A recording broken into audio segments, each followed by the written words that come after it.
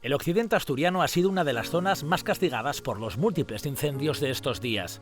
En el concejo de Valdés, las llamas han quemado casi el 50% de la superficie del concejo. En los pueblos de Agüera, Bustillo, Longrey y Ovienes la pasaron, llamamos a dejar otros sitios, ¿no? Como empezado con la zona de Navelgas, de Aristémano, de Caborno, todos los altos de la zona, todos los brañas de la zona alta, todo eso pues fue bastante fuerte. Y luego ha pasado la zona de Barcia, de Luarca, ha llevado todo por delante, se ha llevado todo por delante. Y bueno, el fuego iba avanzando. El vecino también estuvo regando donde tenía el pajar y toda la parte de atrás de la casa. Y bueno, todavía estábamos todos con un poco de nervios. A eso de las 7:30 de la tarde, pues volvimos a llamar al 112, que iba avanzando bastante el fuego, que por aquí que no había nadie, que no veíamos a nadie para poder echar manos, porque cada uno además estaba con sus casas. El fuego iba saltando de un lugar a otro por la falta de pastos que hicieran de cortafuegos natural, y los vecinos comprobaban con impotencia cómo las llamas se acercaban a sus casas. Y bueno, que era impresionante.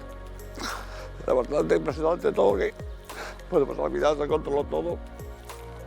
Y por la mañana, ya a las 7 de la noche de la mañana, ya habían librado las casas del Rebollar, ¿no? Y todo eso, ¿vale?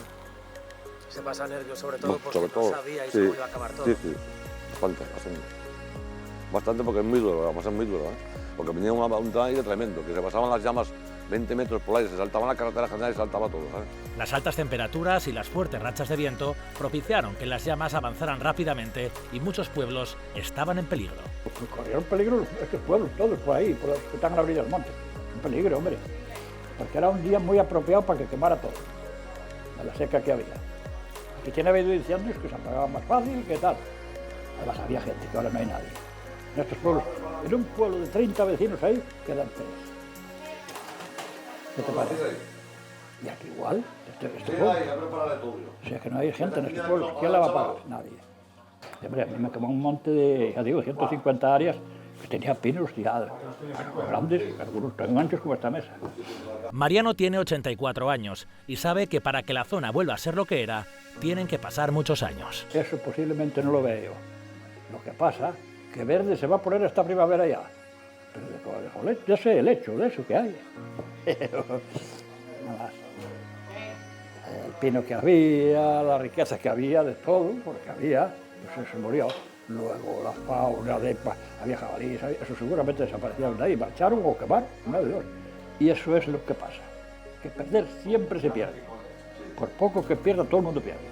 Toda Asturias estaba pendiente del fuego y además sobre todo de muchos vecinos que estaban pendientes de que las llamas no llegaran a sus casas. Ahora mismo, justo a mi espalda, vemos cómo ha quedado parte de este valle de Paredes. En algunas zonas todavía vemos ese humo y además también sobrevolando estos montes continúa el helicóptero del Servicio de Emergencias del Principado de Asturias para controlar que todo esté bien y no se reproduzcan los fuegos. El fuego provocó cortes en varias carreteras y Asturias quedó dividida en dos, con muchos vecinos que se quedaban aislados y no podían acceder a sus casas. Y el jueves por la tarde a las 5:30 marché de aquí y aquí estaba el fuego muy lejos.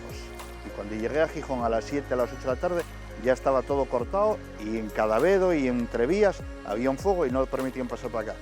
Y claro, mis padres, que son mayores, estaban aquí y la impotencia que sentí, el no poder venir a ayudarlos y sacarlos de casa, fue tremenda. Gracias a un vecino que me los bajó hasta aquí y tuvieron hasta las 4 de la mañana aquí. Una señora de 89 años y un señor de 85 años. Y lo pasé angustioso.